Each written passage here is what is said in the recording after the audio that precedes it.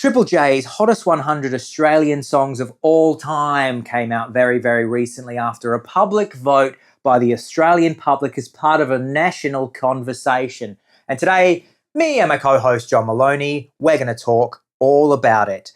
But before we do, we just might have to give you a little bit of context, particularly if you're watching the YouTube video, because today, for the first time in 20 months, myself and John Maloney happen to be in the same physical room together. Mm-hmm. Those of you who are familiar with Australian musical television history will recognise that we're coming to you in the style of two men who might be presenting a rage episode. And we thought that was appropriate because A, we're in the same place for the first time in about a year and a half, and B, this episode is focused on Australian music and its place in world history. Don't Praise the Machine fans might also be interested to know that we are recording this episode live from Camden, London, one of the most musical places in all of the United Kingdom. We're talking about Amy Winehouse. We're talking about Pete Doherty.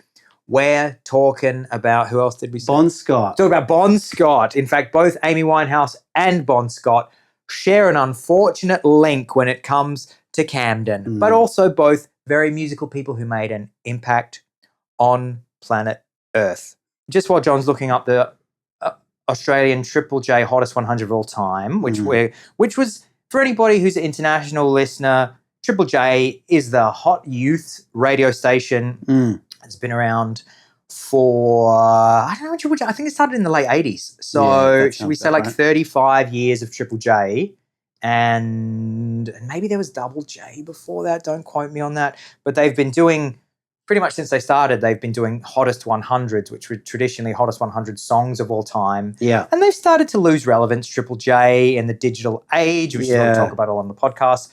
So to grasp a bit of relevance and also to bring the generations together, they said, hey, everybody, we're going to do Hottest 100 of all time. We want everybody in Australia to vote for one of the greatest Australian songs of all time. Yeah. My number one was Send Me an Angel by Real Life, but it was published recently, and so John is going to bring it up. Yeah, so it was a real fixture of our youths was, I think it was traditionally on Australia Day, the 26th of January, you would have the release of the Hottest 100 to coincide with everyone's Australia Day barbecues, which for reasons that are not very podcast relevant is a thing of the past. It's kind of seen as a bit on the nose to celebrate Australia Day now. So that's part of what's led to some of the disruption of this tradition, but also just younger people aren't really interested in radio competitions anymore. But it used to be like a real thing. Like you'd get Australian bands that would do really well. You get British or US bands who would do really well, and they might record a message for Triple J where they'd say, "Hi, we're the Butthole Surfers. thanks for putting us in number 10 on the 1995 Hottest 100." That's right, man. I totally forgot about that.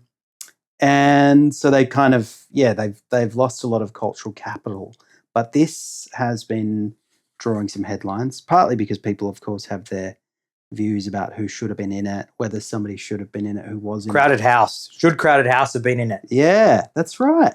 Well, so here we go. I'll do the top 10. Should we start at 10? Yeah. So okay. count. It's a bit of a bastard because you have to 1, count 2, down. 3, 4, 5, and then we'll 6, say 7, 8, 9. We'll say what we 10. think.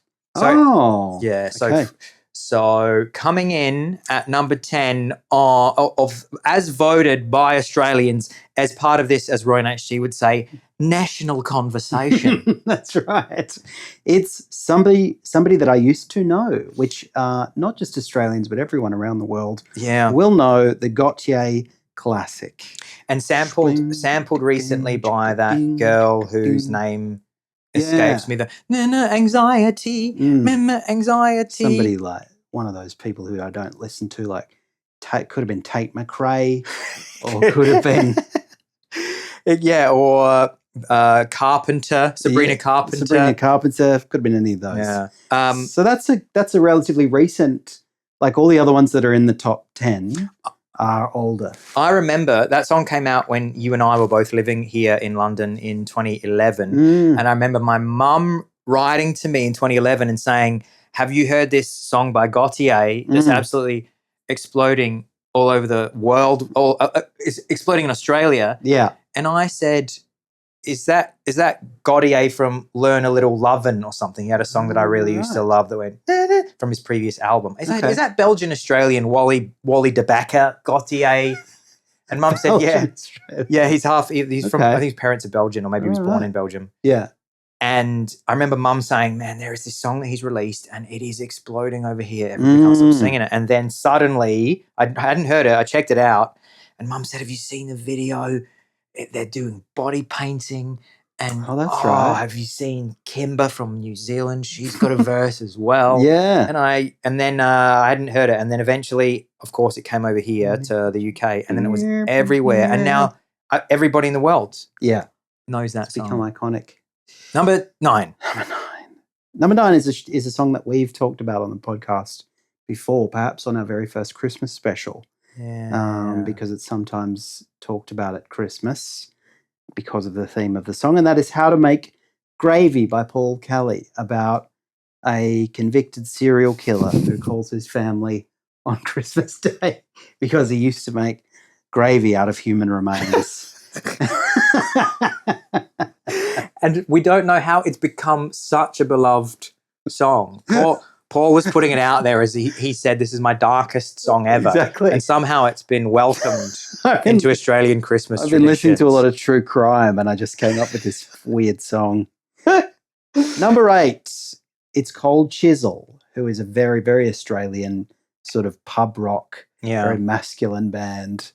And it's their classic K-San. I was thinking that might end up being number 1. And that's a song that I have a complicated relationship with. Yeah. Because it was a song that was beloved by the type of person that I desperately wanted to get away from. Yeah. So much so that I left the country. That's true. But it's funny, like a lot of things that I bristled at when I was a youth, or that made me uncomfortable because of, how I was trying to form my identity back then. Yeah. I have become a huge Cold Chisel and Jimmy Barnes fan, particularly as somebody who appreciates the human voice and incredible singers. And boy, have I come to love Jimmy Barnes. Shut up. And they are, I don't want to preempt anything, but John, they might make another appearance in the top 10 a little bit later on.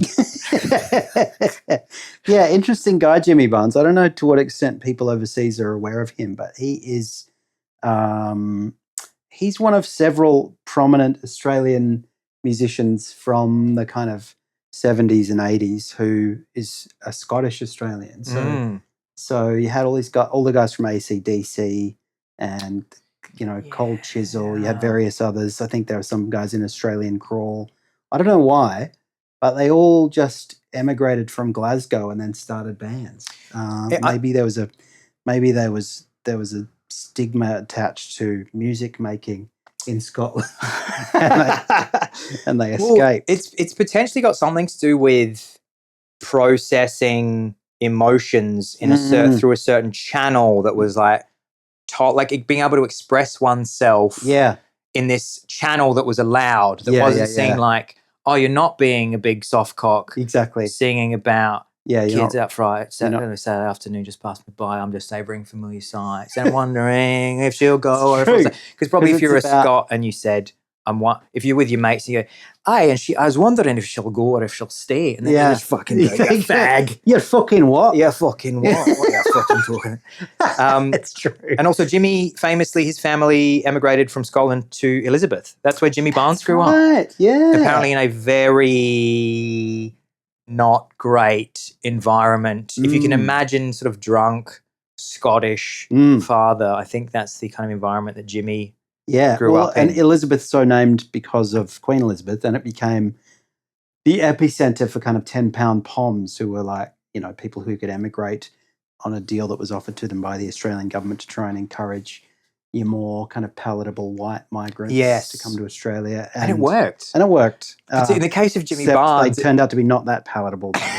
They were all sort of pissheads who've created urban slums. But Elizabeth. We should do a whole series on Elizabeth without being too cruel because it was meant to be this utopia. It's true. And it turned into anything but. I don't think it's unfair to say that people don't associate Elizabeth now with Utopia. No, I think that's uncontroversial. But yeah, Khe-Sanh, so named because it's a reference to Australia's participation in the Vietnam War. Yeah. The next one, also by Cold Chisel. Hang on, is it two in a row? 2 in a row. Flame Trees. Yeah. Which is Cold Chisel's classic.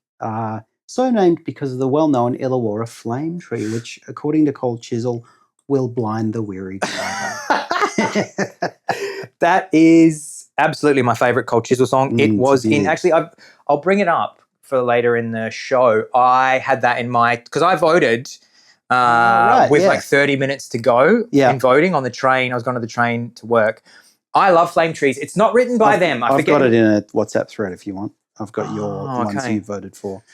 It's not written by them. It's not written by them. It's written by somebody else, but it is a beautiful song. It is about a guy who's left his hometown and he goes back to his hometown and he's having all of these nostalgic experiences. I think this is right. I think he's, because, you know, I'm happy to sit around the table with old friends and see which one of us can tell the biggest lies. And I'm wondering if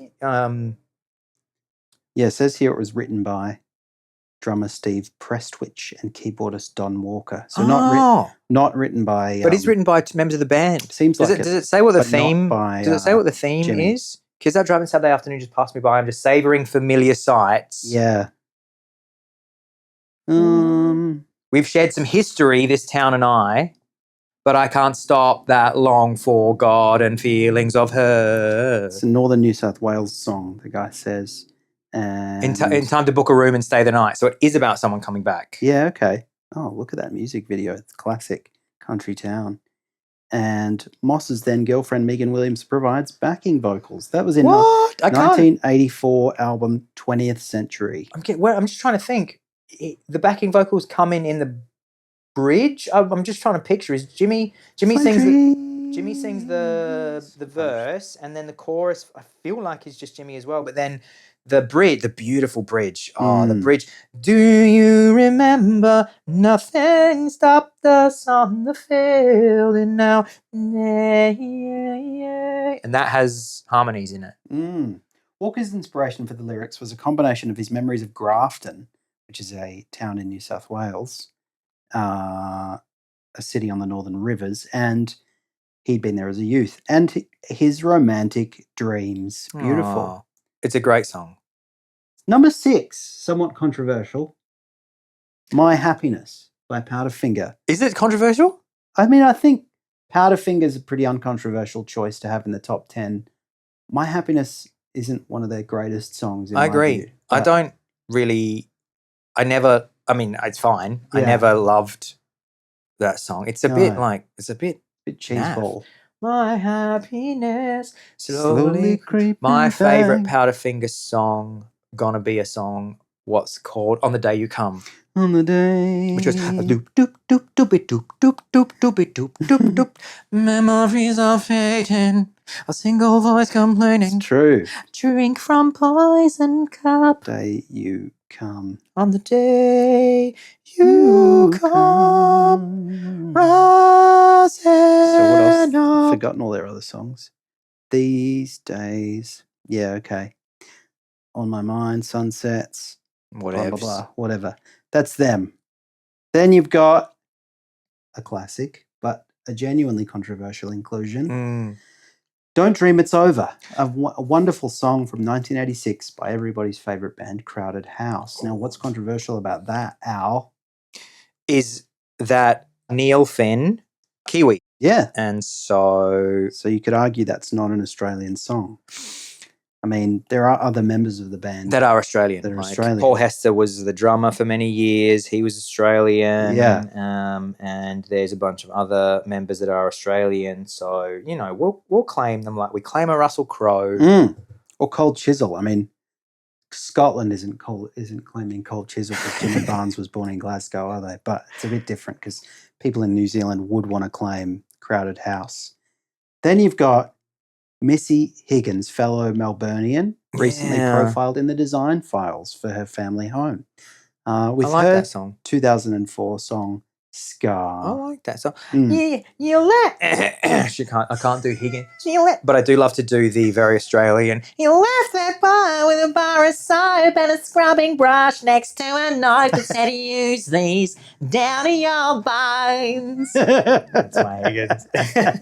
Doing it real justice there. Shane Gould trying to squeeze through a circle. You try to cut me so unfair. Yeah, good on you, Missy. I sometimes see her around Melbourne actually to this day. What? Yeah, and I always yell out, "It's Casey Chambers," and she gets really She offended. famously, the one thing I always remember about Missy Higgins, which was sort of I always thought was very cool, and I think was part of her cool story.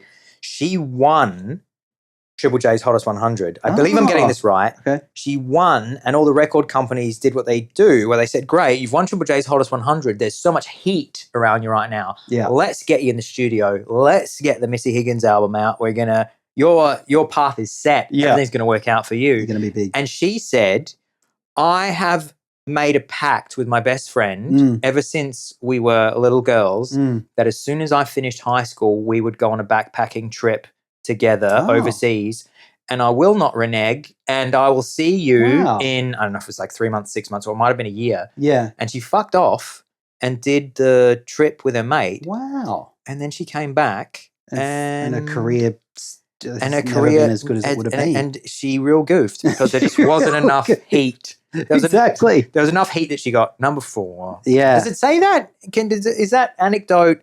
I often wonder if I'm misremembering. I guess it's going to be in early life. Does it say at 15 she was attending Geelong Grammar? 2 records. 2001, she entered All for Believing in Triple J Unearthed, and it won and was added to the station's playlist. I feel like this is a Shaji Sequi Gemini question, so I'm gonna ask Gemini. Yeah, no, there you go. Look, 2 record companies showed an interest in Higgins, Sony and 11. She signed with 11, partly because they agreed that she would not be made into a pop star. Don't know why you wouldn't want to be made into a pop star. She's back there begging them now. Exactly. And partly because they were happy for her to take time off for a backpacking holiday. Whereas Sony said, "We will make you very successful, but you have to Can you do this in the Japanese accent?" They had more of a Tokyo style work ethic. They did. What do you want? They said, but what is backpacking? Yeah, it's not a thing. They said you're going to be a salary lady pop star. And when you die, you will be buried at the Sony mausoleum. They said you have to come with you have to go to the head of Sony's offices, and you're not allowed to leave for the day until he leaves. And then when he does, if he says he's going to the pub to get hammered, you have to go and get hammered even if you don't drink. And you have to spend the night in a capsule hotel so that you don't go home drunk to your wife. She said, "I think if it's all the same to you, I think I'll sign with 11. And the next one, the 2 girls out of Brisbane that everyone loves, the Veronicas. So I'm interested for you to tell me about this one, John, because I don't think I knew this, which it doesn't make sense because it's 2007. Yeah. But then when it started, do you know this song? I do, yeah. I was so surprised that it was number 3. And the reason I was so surprised is because I'm wondering, and I'm guessing this is the case, that it's had some sort of resurgence on social media over the last years, because typically when I see songs exploding from years ago that I don't understand why is this song huge now. Yeah.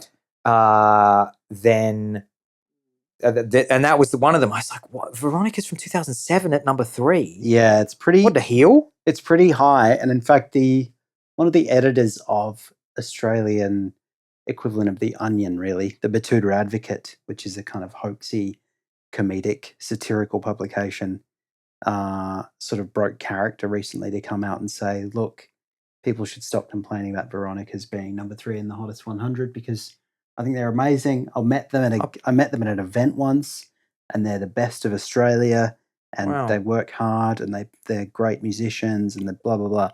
And I said, well, that's great, but I just don't really like that song. That's a strange thing for you to break character for. Yeah, exactly. Stick to making funny articles, please. Then you have number two. Number two, Adelaide's own Fellow South Australians, South the Australians. behemoths of Blackwood. Yeah, the Hilltop Hoods with, of course, with the whistliest song of all time. The Nosebleed Section, which famously misconstrues what a nosebleed section is, in my view of the lyrics. Yeah, because do they claim they're up the front? Yeah, I think they think that it was because you would get struck in a mosh pit for being up. You'll get moshed, Yeah. which is more of a reflection of Adelaide's very discourteous crowd etiquette. Yeah. Because the nosebleeds, of course, you'll get a nosebleed because you're at high altitude. I'm sorry. Is it all my people in the front and in the nosebleed section? In the nosebleed section. They probably say that now. Because they're embarrassed. Because they're embarrassed. Yeah, there's an implied and there. But you're right, because it says, I looked around for faces I know. I fell in love with the people in the front row. Is anything about that in the... Let's have a look. So, 2 years ago on Reddit, there was an entry. Did Hilltop Hoods get the meaning of nosebleed section wrong? In the song, they specifically say, for my people in the front in the nosebleed section.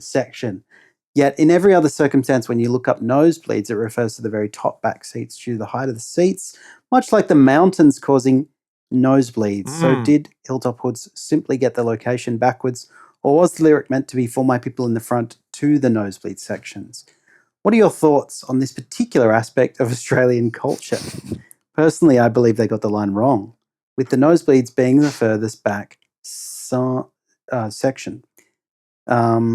And someone says, no, they're just not using and. That's one of the, that's from, the username is Suffer MC. And then Pressure MC comes in and says, I agree. Exactly. Random person that I've never met before. Hello, stranger. Inner City Trendy 2 years ago says this. It's a joke about getting the nosebleeds from moshing and elbows in the front row. They explicitly say this in their 2007 DVD. They say it's a joke. Yeah, that's like cope. That sounds like real copium to me. We deliberately got it wrong. So then, then that continues, and then 1 year ago, someone re-raised this issue on in Parliament. Yeah, in Parliament. I've got the Hansard here from the South Australian Senate. I was listening to a playlist of old Aussie bangers this morning, and Nosebleed Section came on, blah, blah, blah, blah, blah. A common, okay. And then it's, someone says, my understanding has been that they misused it and that they used it to refer to people in a mosh pit. Yeah. And then someone says, I've been in a mosh or two. Prodigy and Rage Against the Machine come to mind as nosebleed sections. Add the Clash, and that's my trifecta. Really sort of derailing the conversation there. Funbug 6776. Does anyone have any questions about the time that I was in the mosh pit for Prodigy? Exactly. And then someone says, Prodigy remain the best band I've almost died seeing live. It's like, come on, just get back to the question. I can't believe this is a bit of an aside. I still have this as a thing to do as an episode, which I've never done. Yeah. I wouldn't say no respect. I have very little respect for, like, if you think that the Prodigy, if you think that there's a risk of things going wrong, or that there's some incredible amount of shit that Liam Howlett is doing, or that the Chemical Brothers are doing, or that any electronic live act is doing, you just don't understand what's going on. Like, I wouldn't I'll go see the Prodigy at a festival if I'm at the festival. I've seen the Chemical Brothers at a festival. Yeah. I was 18 years old. It was a big day out 2000. Okay. I had a great time, but I looked up there and I went, you're not doing anything. No. Like, you can't take electronic music that's like a person spending months sometimes in the studio crafting a piece of music with all this electronic trickery, and then I can just recreate that now in 3 minutes on stage with just me and my mate. Yeah. Like, And the Are you sound dumb? experience will be the same. Are you dumb? Are you dumb? And so when they people need say shit to me like my favorite live act is The Prodigy, Yeah. I'm like, So you like the way they press play. yeah, do you like the way they play? Like, sure, you could say, you know, when their lead singer Keith Howlett, when he was live, he was dancing. Keith Flint, Liam Howlett, Keith Flint. When Keith Flint would jump around and the other guy, I think Maxim Reality is his name. I mean, yeah, you're going to argue, like, great, they do their little rap songs on the thing, but you just can't, just don't pay money to go and see electronic bands. Yeah. There's absolutely no way. When people say things to me like, oh, we're going to go and see Royksop. I love Royksop. Yeah. Right. Yeah. But they're like, oh, we're going to go see Royksop. We're going to go see Flume. And I'm like, how much? If that ticket's like $5, sure. But they're like, oh no, it's like $100.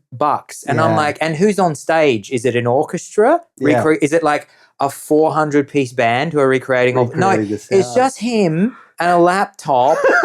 And I'm like, yeah, he's not doing anything. No. And you're being... His overheads are very low because he doesn't have to pay roadies. No roadies, nothing. And it's a scam. Live electronic music is absolutely a scam. And for anybody who thinks it's not a scam, here's what I would ask you. How open are those bands about what they're actually doing up there? It's true. Oh, it's not a scam. No, I know that it's like they're triggering. No, ask them. Make them say what they're doing.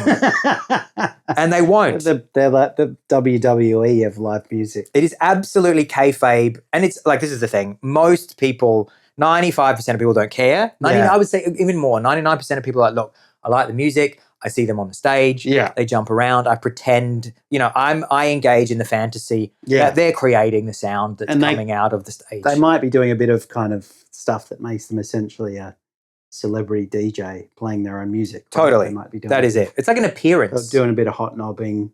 They'll be doing a bit of dancing and waving and hyping up the crowd. Yeah. But that is it. I don't know why I got on that. Oh yeah. So here's the thing. Pay to see bands. Like Oasis, £400 a ticket. Fuck yeah. I would pay to go and see that. Coldplay, $1 million a ticket. Yes, absolutely would go and see that. These are bands that you understand what's going on the stage.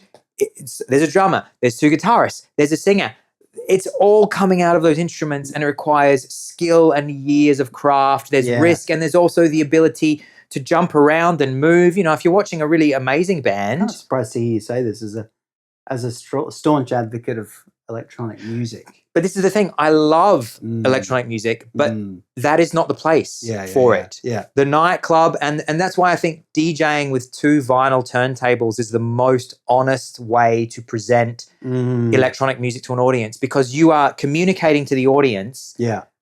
These are everybody sounds coming from in here. Everybody understands more or less, particularly our generation. Yeah. You know that a turntable is literally, it plays a vinyl record, and then the most basic mixer is literally like volume up on this one, volume up on this one. Yeah. The other thing you can do with Technics turntables, you can increase and decrease the pitch to get one record in the same speed as the other one. So you understand the limitations of the very basic limitations of what's up there. So then when a DJ is great, you go, I understand what they did and I understand what they didn't do. I understand what the music did. And so that's like, but people that are like hot knobbing and my favorite thing to do when I'm DJing is to I'll mix a track in and then and then as the like drop's about to come in, which is kind of like the big hype up bit. Yeah. I stand there with my hands behind my back. Yeah. Because I'm I want everybody to know I'm not pretending that I'm doing any of this. Yeah. So the build-ups come, so I will have mixed it in. Yeah. And then I just go like this. That's great. Because I'm like, everybody, this is the producer did this. Yeah. That's right. Sorry, I've got us really off track. No, it's fine. I'm just thinking about, because there was that era when you had like the Avalanches and I love the Avalanches. DJ Shadow or whatever. Love DJ Shadow. I can imagine those people, if you went to see them, would they do like a bit of live sampling? I've seen them both. Okay. Absolutely would never ever pay to go and see them again. It's the same thing. They are pretending they're pretending to be able to, like I saw the Avalanches in Berlin maybe 5 years ago. Okay. And they're essentially playing their songs. Yeah. And then they kind of sing over them and they pretend to be kind of like, I'm doing the drumming. They're not. Yeah, They're not doing yeah, anything. okay. It's two guys up there and they bring singers on and that's it. Right. Shadow's the same. Like, again, Shadow's music is made by him going and sampling Yeah. shitloads of records in a basement Yeah. and then putting them into a sampler and then manipulating them over weeks and months. Like, so how would you be able to? Can't do a gig like that, no. So here's, again, it's another Don't Praise the Machine Tip. tip / hard rule. Dutchie's hot. Dutchie's mandatory advice. No superhero films. Yeah. No sequels, no reboots. Yeah. You should only ever go and see original scripts, original IP. Yeah. And no live electronic. Live music. And if possible, live theatre. But if not possible, certainly an original film. Not go and see Superman bands. 9. Insist on a band. And here's the thing. Laptops on stage, be very wary. Yeah, I agree. Of laptops and be very wary of all the lights and smoke seem very in sync with everything here. Give your money to bands. And ideally bands with kiss cams so you can go to the gig and know that there's a faint chance you might uncover somebody's affair. That would be great if there's every Coldplay show now, they should just pivot to try and catch people out. They should. Cheating. What they should be doing is looking at Chris Martin's trading portfolio in the week and he's like shorting astronomy stock. And then he's kiss camming them. and then he invites the CEO exactly. of the company whilst at the same time. And then he honeypots him by getting the HR person. Honey traps him by getting the Coldplay management. Yeah. Give that woman like $2 million to seduce the CEO and then turn up to the gig. What a brilliant exit strategy for that band and the eve of their separation. So what are we up to? We're up to number 1, which is let's have a look at that. Which is Never Tear Us Apart by In Excess.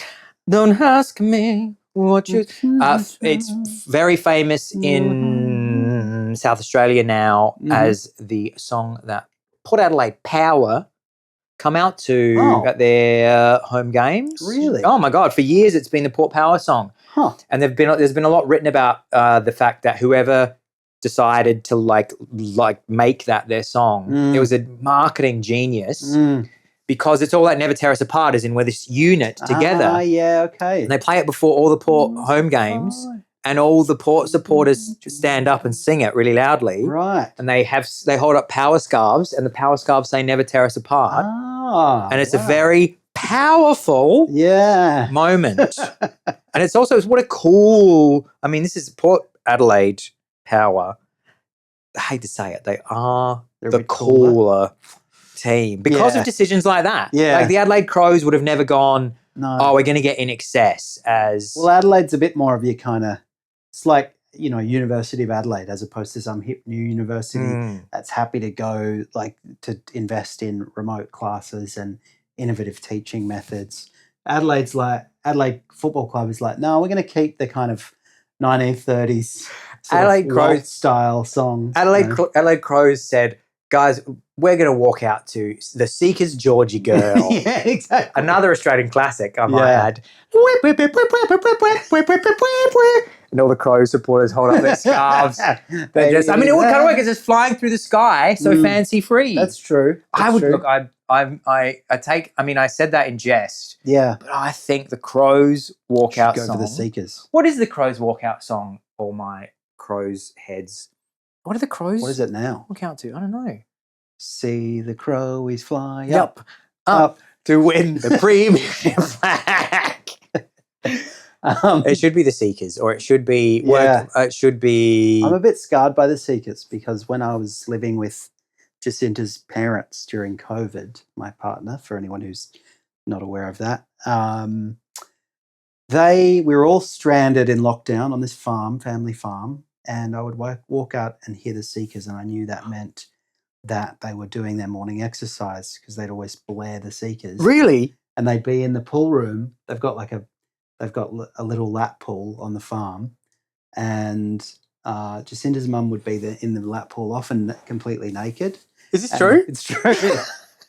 And the father, Greg, It's very German. would be on an exercise bike, just like chilling, doing his morning exercise with Glenda in the pool. And so I had to kind of not go too close. I'd do like a long route. Would they have minded? They wouldn't have. I would have minded, but no, definitely not. They're very, they like spent years living in. Yes, I was going to say in Norway and Holland and like basically places where people don't care about nudity. But I didn't, and I do care about nudity, particularly that of my in-laws. So I always was like, I could see their forms in the distance. I was like, I'm just gonna take a walk before I go up to what breakfast. seekers would they play? Like albums or greatest I don't know. I hits? just remember like hearing things like Georgie Girl. And, I fucking love Georgie Girl. I love the Seekers. Greatest hit CD. I mean, I Am, You Are, We Are Australian. It should be the national anthem. It's a beautiful, it makes me tear up, that song. It's lovely. I am the keeper of the flame. I didn't even know that was the Stood Seekers. up on the mountain tops and I watched the tall ships come. For 40,000 years I've been the first Australian. We are one. So just to give you a sense of what comes after the top 10, I'll quickly run through. Starting at number 11. Starting at number 11, I'll quickly run through.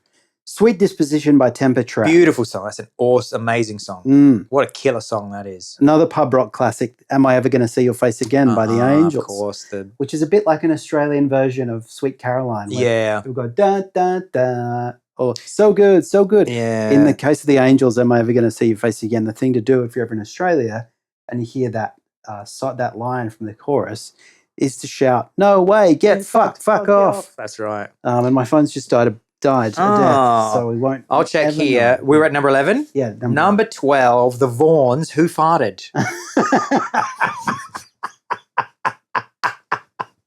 And then number 13, it's Rodney Rude.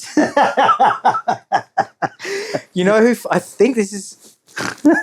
I think Who Farted was it number 1? I think it was high on the Hottest 100. For anyone who's listening, The Vaughns Who Farted is a novelty song that charted very well on a. I think maybe if they banned it or something, they said that's not going to be in. Look like I give a fuck. Dilly That's got to be in there. So I'll look up the hottest 100. Actually, maybe should I?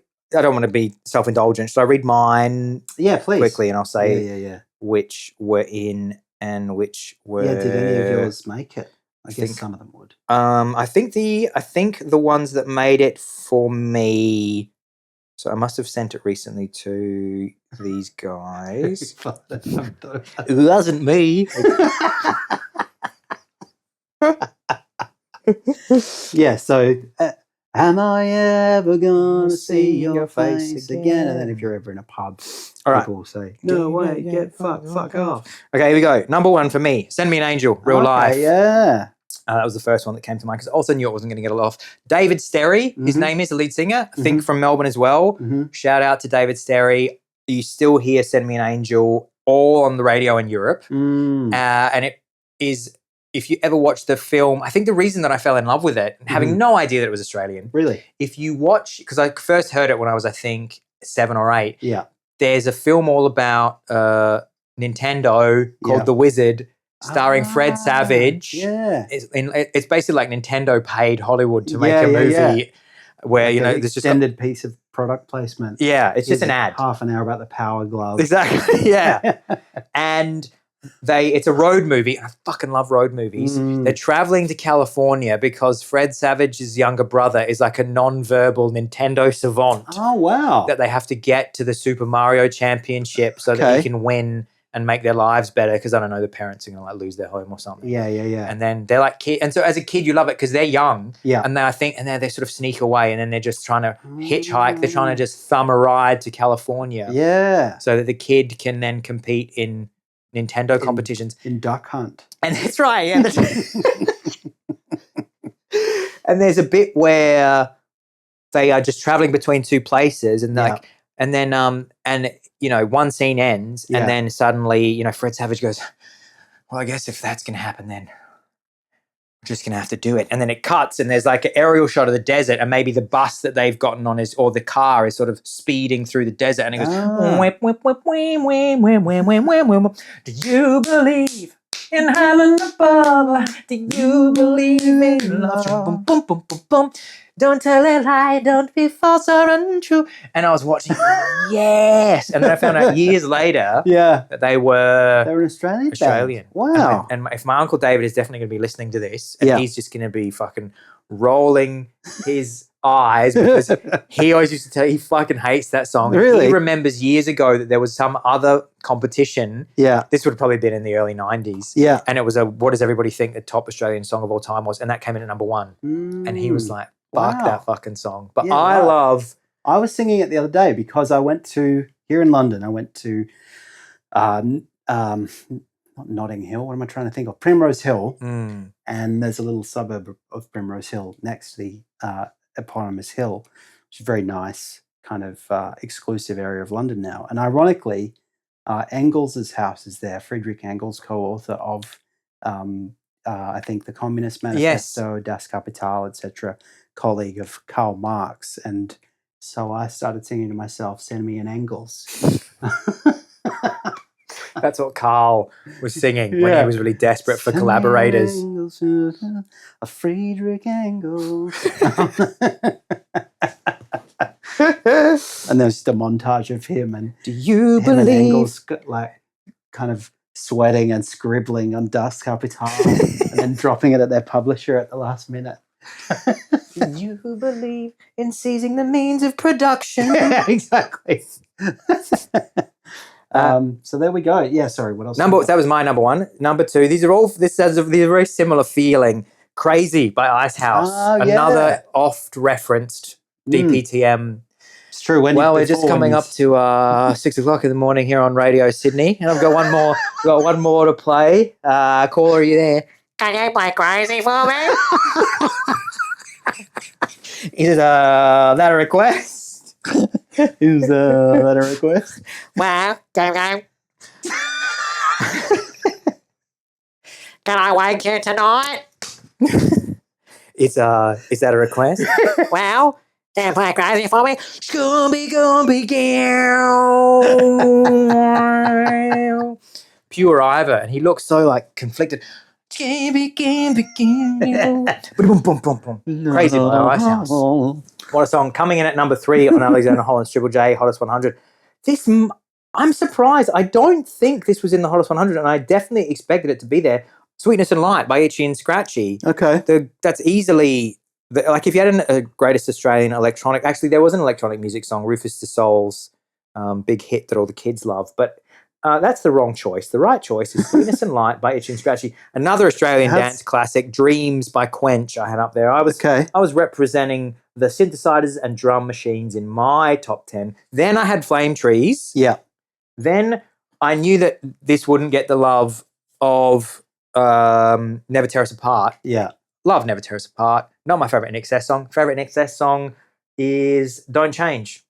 I'm standing here on the ground. That is also my favorite. Don't change for you. I had after that Depreston by Courtney Barnett. Do you know that song? No. Goes, we should look out further. It said it wouldn't hurt us. Oh, right. We don't have to be around all these coffee shops. It's Queenie me.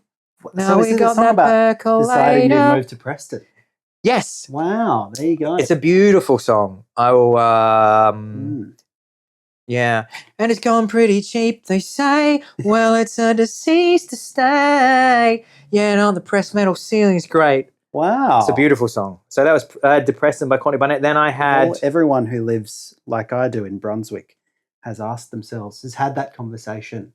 Should we just save a bit of money, move a bit further north? Oh, you're going to love this song. Then I had Bye Bye Pride by the Go-Betweens, which I knew probably also wouldn't be. I know, like, beautiful. Streets of Your Town, I think, was in the top 100. Yeah, the Go-Betweens better have been in there. They surely were. Pretty sure that Streets of Your Town was up there. Then I had To Her Door by Paul Kelly. Okay, yeah. And then this song was in the top 100, I believe, but it was the Christine Anu version, which is fine. Yeah. But I had Warumpi Band, My Island Home, which is another song that makes me cry and I can't listen to around other people.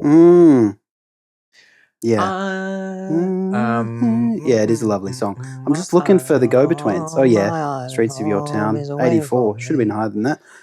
Scalextric Blue, 92. That's a good song. Oh, what a beautiful song. Screaming Jets made it in, scraped in at number 100. Yes. Good on them. Midnight Oil. So that's all the classics. That's the very apt. Yeah. Al and John are together in Camden. Better talk about Triple J's hottest 100 of all time Australian song. It's true. Well, Camden's a kind of a live music. It's true. Mecca, isn't it? So it's Amy Winehouse. Bon Scott, another great Scottish Australian. Yes. And the first singer of the band AC/DC. In fact, I think they had somebody before Bon Scott who nobody remembers. But then since Bon came to Camden, had too much to drink and tried to sleep it off in somebody's car and then passed away in that car. Yeah. Then they said, okay, we'll get Brian Johnson. They've had him ever since. Also Scottish. And not to be confused with the man who wants to indefinitely extend his life. I'd love to see him on stage doing Back in Black. I don't think that's a concern for anyone in AC/DC. They're just happy to still be here. Pete Doherty. Running an absolute muck in Camden in the noughties. Everyone's favourite Nepo baby wastrel. Is he a Nepo baby, Pete Doherty? Well, I think he's from a bit of money. Yeah, his father was like a British Army major or something. And so he grew up in a kind of strict military family. And then... That's a bit Joe Strummer too. Joe Strummer's dad was like a diplomat or something. There you go. And then he had like class warfare sort of thing. And then, I used to see him and he cut this kind of like a sort of, romantic, like a kind of modern day Keats or something, like very gaunt and very stylish in a sort of heroin chic kind of way. And now he just, as we were discussing the other day, he just lives in France and is quite rotund and talks about being addicted to eating cheese. Yes. Which is a bit different. That's Camden. Also, I feel like there's that great, if you haven't seen it, just YouTube Noel Fielding, Amy Winehouse, paparazzi. There's this very bizarre video on YouTube. I'm sure I've sent you this, and it's like it's probably like an amateur paparazzi with it looks like mobile phone footage of that era, right? And it's Amy Winehouse and the Bush's Noel Fielding, who've clearly just been out Camden and on it all night, right. And they're all just kind of like disheveled and like mascara running down both of their faces, all like 700 scarves on both of them, all sort of like coked out, coming down whimsy, and the guy with the phone's going, "You have a good night, guys, it's been good, what you been doing?" And they're just like, good. Look up Noel Fielding, Amy Winehouse. I mean, it's funny, you could do a chart, people from that era, like people who, you could do a chart that begins at, say, the Camden Arms or the Camden Isle, whatever, one of the Hawley Arms, the Camden Lock, and then ends where they are now. Russell Brand, a favourite Camden resident of yesteryear, or Camden regular of yesteryear. Yeah. Now awaiting trial for sexual assault charges. Sort of nutty Born Again. And Oasis and Blur, I think those people used to spend a bit of time around here. And now, if you go to Camden markets, you'll get just a very expensive pair of jeans or Doc Martens.